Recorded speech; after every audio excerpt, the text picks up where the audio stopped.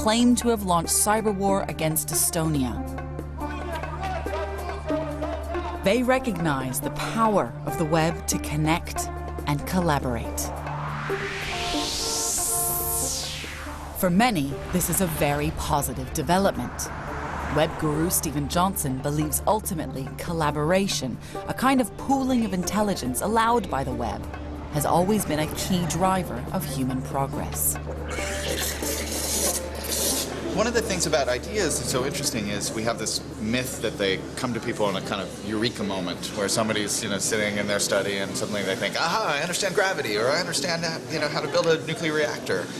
But in fact, what tends to happen much more than we realize is that ideas are much more collaborative. If you look at the history of invention, what you find is that inventions are dramatically disproportionately centered in urban areas. One of the great things about cities is they're filled with these public spaces like a coffee shop where people come together who might have some shared interests but come from different backgrounds. They work for different companies, or they are artists meeting writers or filmmakers. And in that kind of point of convergence, they sit around and they talk and they share ideas, and it becomes a kind of connected space. So the web is, in some sense, this kind of virtual version of what cities have historically done. You have people connected in a way that was never possible before. And part of it is this basic kind of principle built into the architecture of the web. The web is, at its core, a platform for linking things.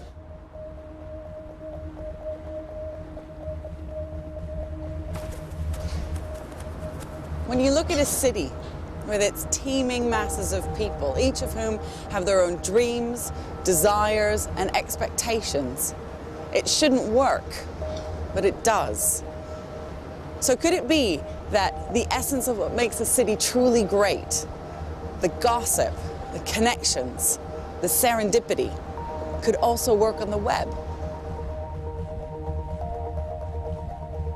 I believe that at best, the web can be like an exciting, innovative metropolis that eventually could benefit the younger generations.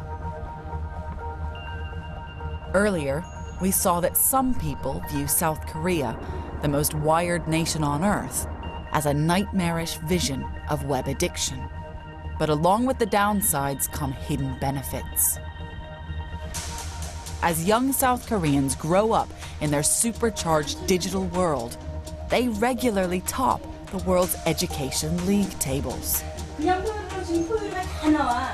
그러니까 우리가 지금 궁금한 거는 뭐야? 뭐를 낳는? 새끼를 낳는? I'm meeting the president of the Korean National Information Society Agency, who claims that Korean children's advanced achievement is not due only to a great education system, but because from an early age they interact and work together on the web.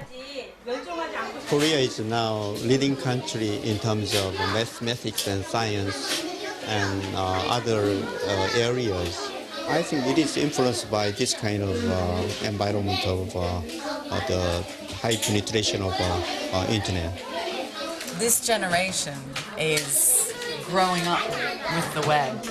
It's growing up with it as part of their education system. What hopes and what expectations do you have for the world when they grow up? They will be more intelligent compared with us.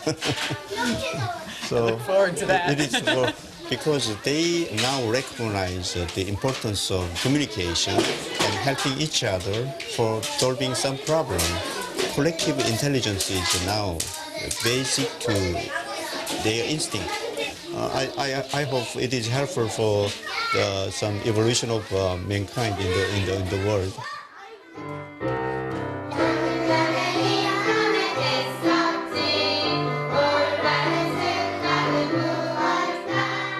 Every kid starts with an incredible amount of curiosity. Why are some materials strong? Why are some materials weak? Well, I asked that when I was a kid. Nobody could answer. Now, my son will get the answers and want to ask more questions. So I think it's a huge change. 이거는 안구 체조, 우리 눈 체조를 해주는 거래요. Human civilization as a whole is now witnessing the connection of people everywhere on Earth through this web in ways that actually do mimic the growth of a human brain. And the analogy is imperfect, but it's also real. We are seeing the emergence of a global brain.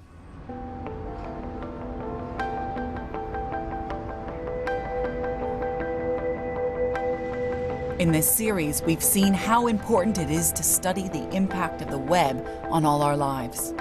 The web appears to give us all a voice and to level society. But we've seen that the ongoing cycle of this virtual revolution is also encouraging megabrands that track and trade us, and governments that can spin and spy as never before. The way in which small groups of elites dominate in cultural, political, and economic terms. It reflects our values, our narcissism, our views, our obsessions. Even as it opens up extraordinary new possibilities, the web is weighed down by the limits of our imagination, our desire to profit and control. The web holds up a mirror to human nature, the good and the bad.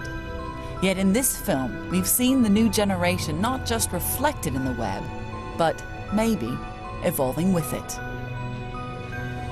My hope is that the web will eventually show us new horizons, liberate humanity, and change human nature for the better.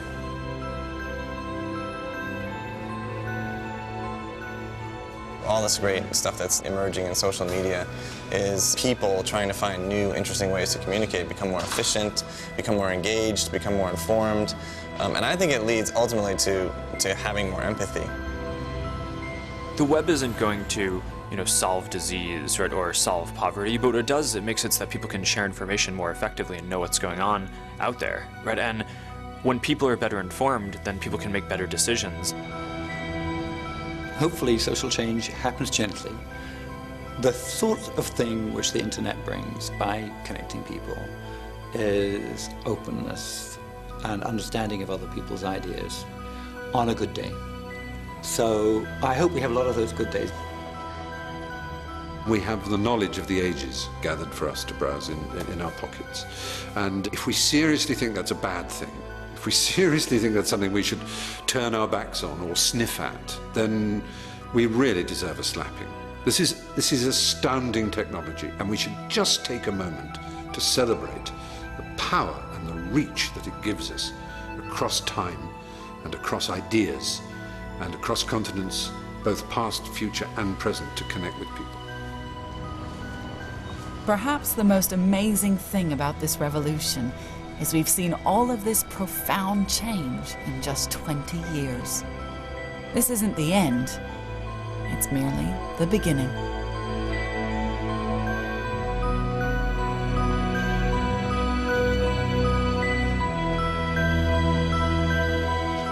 Don't forget to go online and take part in our web behavior test. With your help, this major experiment will discover the impact the web is having on our brains. As well as fox and hedgehog behavior, we've identified other key web species. What kind of web animal are you? Visit bbc.co.uk/virtual revolution, where you can also follow the links to the Open University for more from those reshaping the web and the world.